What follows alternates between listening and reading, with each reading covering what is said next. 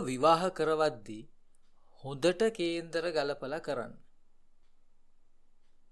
මේ කේන්දරයේ ඔය නෝනාගේ දරුවගේ කේන්දරයට ගැලපෙන්නේ නැහැ. මේක අතහැරලා දාන්න. වෙන එකක් බලන්න. මේක නම් කරන්න දෙන්න එපා. දැන අමාරුවේ වැටෙන්නේ ඇයි?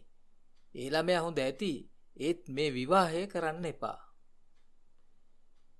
විවාහ වෙන්න සුදුසු වයසේ ඉන්න ඔබේ දරුවාගේ කේන්දරයත් අරගෙන එහෙමත් නැත්නම් ඒ කේන්දරෙත් එක්ක ඔබේ දරුවට යෝජනා වුණ තවත් දරුවෙකුගේ කේන්දරයත් අරගෙන එහෙමත් නැත්නම් ඔබේ දරුවා දැන්ටමත් සම්බන්ධයක් පවත්වන තවත් දරුවෙකුගේ කේන්දරත් අරගෙන ගරුසරු ඇතිව ජ්‍යොතිෂවේදියෙක් වෙත යන ඔබට ලැබෙන ඔය වගේ පිළිතුරු ගැන ඔබ හිතන්නේ මොකක්ද? ඔබට මේ කතා එක එකඟ වෙන්න පුළුවන්ද? ඒ උත්තර සාධාරණයි කියලා ඔබට හිතෙනවද? එකඟ වෙන්න වෙනවනේ නේද? ජීවිතය ගැනනේ කතා කරන්නේ. ඔබ යන්නේ ඔබට නොතේරෙන අනාගතය ගැන ඔය වගේ දෙයක් අහන්න බලාපොරොත්තු වෙන තමයි බොහෝ විටම. කාලයක් පුරාම ඔබ ජ්‍යොතිෂවේදීන් අරගෙන ගිහින් තියෙන තැන ඔතන. ඔබ ඉන්නේ ඒ රාමුවටම කොටු වෙලා. ඒකට ජ්‍යොතිෂවේදීන් විතරක්ම නෙවෙයි වග කියන්න ඕන. ජ්‍යොතිෂවේදියා ඔය වගේ උත්තරයක් දුන්නට පස්සේ ඒකට හේතු කාරණා ඔහුගෙන් අහන්න පෙළඹෙන්නේ ඔබලා අතරින් ඊටාම සුළු ප්‍රතිශතයක්. ඔය උත්තරයේ පස්සේ තියෙන වෘත්තීයමය කාරණා ගොඩක් තිබුණත් මං ඒවා මෙතනදී කියන්න කැමති නෑ. ඒවා කොමන් සෙන්ස් නිසා ඔබටම අවබෝධ කරගන්න පුළුවන් වෙයි. සමහර දේවල් ගැන ඔබ ආපහු ප්‍රශ්න නොකරන එක ඔබේ වරදක්. දෙදෙනෙකුගේ කේන්දර නොගැලපීම බොහෝ විටම සිදුවෙන දෙයක්. විවාහය සඳහා කේන්දර පරීක්ෂාවේ ඊටාම වැදගත් වෙන්නේ මේ ගැළපීම පරීක්ෂා කරන එක. විවාහය කියන්නේ తాවකාලික බැඳීමක් නෙවෙයි. විවාහයකට යන්නේ මුළු ජීවිත කාලය පුරාවටම එම බැඳීම පවත්වාගෙන යන අපේක්ෂාවෙන්. වෙන්නත් ඕන එහෙමනේ. ඒ සඳහා දෙදෙනා එකිනෙකා සමග ගැළපීමක් ඇති වෙන එක ඊටාම වැදගත්. ඒ ගැළපීම විවිධාකාරයි. ප්‍රධානම වෙන්නේ මානසික තත්ත්වයන් හා ගතිගුණ ගැළපෙන එක. ඒ වගේම විවාහ ජීවිතයේ ඉදිරියට ගෙන යාමට ඇති හැකියාවත් බොහොම වැදගත්. විවාහය ඉදිරියට ගෙන යාමට නම් කේන්දරයේ විවාහ දෝෂ නොතිබිය යුතු වෙනවා. එහෙම නැත්නම් අවම විය යුතු වෙනවා. ඒ හා සම්බන්ධ දෝෂ තියෙනවා නම් ඒ සඳහා ප්‍රතිකර්ම කරලා ඒ දෝෂ හැකිතාක් තුනී කරගන්න සිද්ධ වෙනවා. අර මම මුලින්ම අහපු ප්‍රශ්නෙට දැන් ආපහු යමු. කේන්දරයේ බලන ජ්‍යොතිෂවේදියා එහෙම කේන්දර නොගැලපෙන බව කියලා කේන්දර ගලපලා විවාහය කරගන්න කියන එක නිවැරදිද?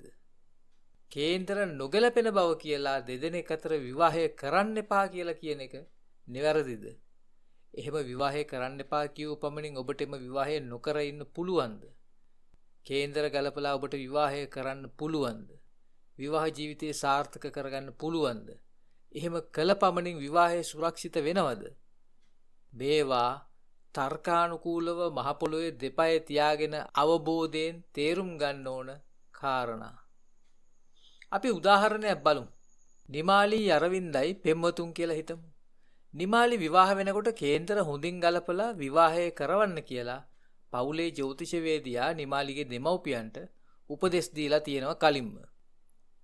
ඒ නිසා මේ සම්බන්ධය ගැන දැනගත්ත ගමන් නිමාලිගේ මව නිමාලිගේ අරවින්දගේ කේන්දර දෙක විවාහයට සුදුසුද කියලා පරීක්ෂා කරන්න ජ්‍යොතිෂවේදියා වෙත ගියහම ඔහු දෙනවා මේ වගේ උපදෙසක්.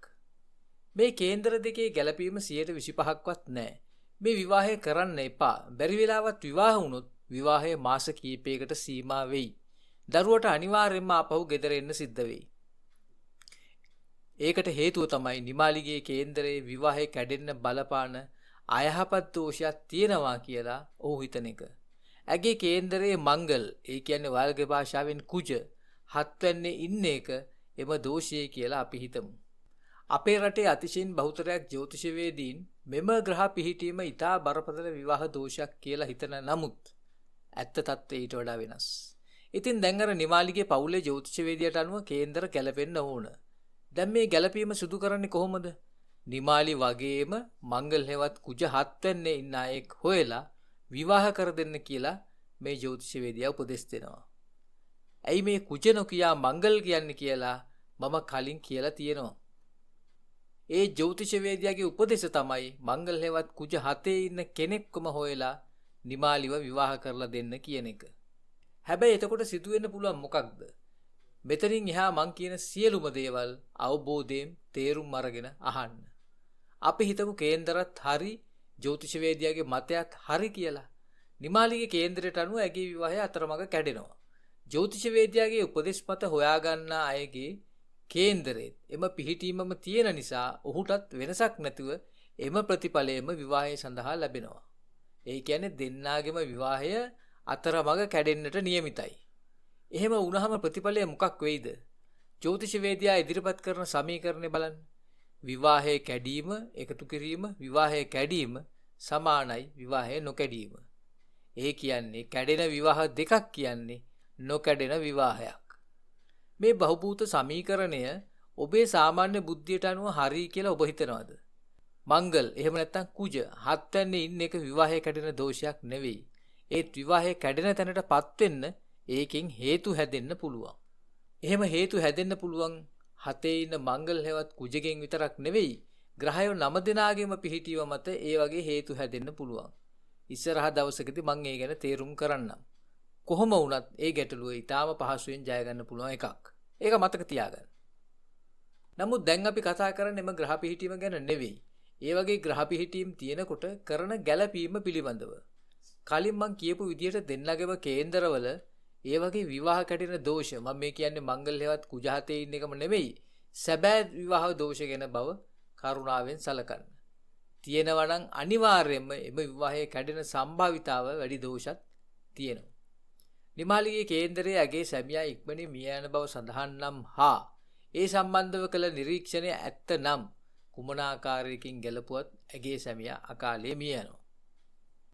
ඒත් අරවින්දගේ කේන්දරයේ ග්‍රහ පිහිටීම් අනුව අරවින්දට දීර්ඝායුෂ හිමි නම් නිමාලි විවාහ වෙන්නේ අරවින්ද එක්ක නෙවෙයි. දෛවය ඇයට ඔහු හා විවාහ වෙන්න ඉඩ දෙන්නේ නැහැ. ඒ කියන්නේ නිමාලිගේ සැමියා ඉක්මනින් මිය යනවා කියලා තියෙනවා. අරවින්දට දීර්ඝායුෂ තියෙනවා නම් ඒ නිමාලි විවාහ වෙන කෙනා අරවින්ද වෙන්න බෑනේ.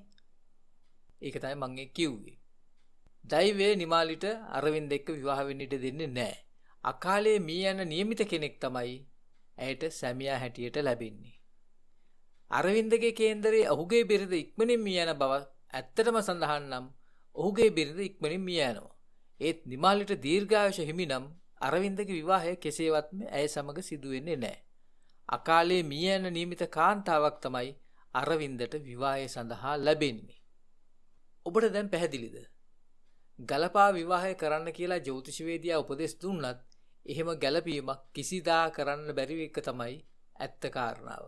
මොකද කේන්දරයේ ග්‍රහ පිහිටීම් මගින් විවාහය සඳහා දෝෂයන් පෙන්වනවා නම් කිසිම ගැළපීමක් මගින් ඒක සමතයකට පත් කරන්න බැරි නිසා නිමාලිගේ කර්මය ඇති නිමාලිටම තමයි. අරවින්දට තමන්ගේ කර්ම මගින් නිමාලිගේ කර්ම යටපත් කරන්න හැකිය කියන එක කිසිදු දහමකට එකගත් නැහැ. එසේම නිමාලිටත් තමන්ගේ කර්ම මගින් අරවින්දගේ කර්ම කිසිසේත්ම යටපත් කරන්නත් බෑ. විසෙන් විස නසන සංකල්පය ජ්‍යොතිෂයට හෝ කර්මයට හෝ අදාළ වෙන සංකල්පයක් නෙවෙයි. දැන් ඔබේ හිතට ප්‍රශ්නයක් එනවා. නිමාලිට තමන්ගේ විවාහය ජීවිත කාලය පුරා පවත්වගෙන යන්න හැකියාවක් නැද්ද එතකොට? ඇගේ කේන්දරයේ විවාහ දෝෂ තියෙනවා නම් ඒ අනුව ලැබෙන සැමියාට ආයුෂත් අඩු නම් ඇය එහෙම සාර්ථක විවාහයක් ජීවිත කාලය පුරා සැමියා සමග ගෙනියන්නේ කොහොමද? ඒක කරන්න පුළුවන්. ඒ ඇගේ විවාහ දෝෂ වලට නිසි ප්‍රතිකර්ම කිරීමෙන්. ජ්‍යොතිෂයේ කේන්දර සටහන කියන්නේ අපේ පූර්ව ජන්ම කර්ම සටහන. කර්මානුකූලව අපේ ඉදිරි ගමන පිළිබඳ මාර්ගසිතියම තමයි මේ කේන්දර සටහන.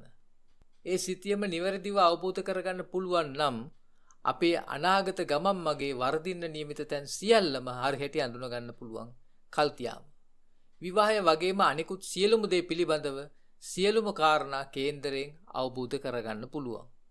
ඒ අනුව සියලුම දෝෂ හඳුනාගෙන ඒවාට අදාළ ප්‍රතිකර්ම හෝ ශාන්ති කර්ම හෝ කර සමනය කර හැකි සියලුම අයහපත් කර්ම නිවැරදි කරගන්න පුළුවන්. කේන්දරය බලන්නේ ඒ නිසා. එහෙම නැතුව ඔබට තියෙන ප්‍රශ්න ගැන විස්තරාත්මක ප්‍රකාශයක් ඔබෙන් ලබා ගැනීම සඳහා පමණක් නෙවෙයි. ඒ ප්‍රශ්න පත්‍රයේ ජ්‍යොතිෂය හරහා විසඳුම් සොයන එක තමයි කේන්දරය බැලීමේ සැබෑ අරමුණ. ඒ අනුව නිමාලිගේ කේන්දරයේ තිබෙන විවාහ දෝෂ සියල්ල සොයා බලලා ඒවට නිවැරදිව ප්‍රතිකර්ම කරන්න ඕන. නිමාලි එහෙම ප්‍රතිකර්ම කරලා ඒ දෝෂය ඉවත් කරගත්තා කියලා හිතමු. එතකොට මොකද්ද වෙන්නේ? දෛවයේ වහවහම ක්‍රියාත්මක වෙනවා. දැන් තමන්ගේ සැමියා අකාලේ මිය යන දෝෂය තවදුරටත් ඇය සතුව නැහැ. අරවින්ද අකාලේ මිය යන නියමිත නම් ඇය ඔහු හා විවාහ වෙන එකට දෛවයේ ඉඩ හුරනවා. නිමාලිගේ ජීවිතයෙන් ඔහු ඈත් කරනවා. ඒ වෙනුවට දීර්ඝායුෂ හිමි අයෙක් හා ඇයට විවාහ වෙන්න මඟ පාදනවා. අරවින්ද තමන්ගේ කේන්දරයේ දෝෂ ඉවත් කරන්නට කටයුතු කළේ නැති නිසා නිමාලි වෙනුවට තමන්ගේ සැමියා ඉක්මනින් මිය යන නියමිත වෙනත් කාන්තාවක් හා අරවින්දට විවාහ වෙන්න දෛවයේ ඉඩ සලසනවා. මම මේ සඳහන් කළ සිද්ධාන්තය නිවැරදිව අවබෝධ කරගන්න ඔබට හැකිනම් ඔබ මානසිකව පෙළෙන බරපතල ජ්‍යොතිෂමය ගැටලුවක් निराකරණය කර ගැනීමේ සැබෑ හා තර්කානුකූල මාර්ගය ඔබට පැහැදිලි වේවි අනිවාර්යෙන්ම. එකපාරින් ඔබට මේ කතාව තේරුම් ගන්න අමාරු නම් වීඩියෝ එක තව වතාවක් අහන්න. ජ්‍යොතිෂයේ වගකීම ඔබට ප්‍රශ්න ඇති කරන එක නෙවෙයි. ඔබේ ප්‍රශ්න निराකරණය කරගන්නට සහාය වෙන එක. ජ්‍යොතිෂ භාවිතාව ගැන මගේ විශ්වාසය ඒක තමයි. තව දවසක හම්බ වෙමු.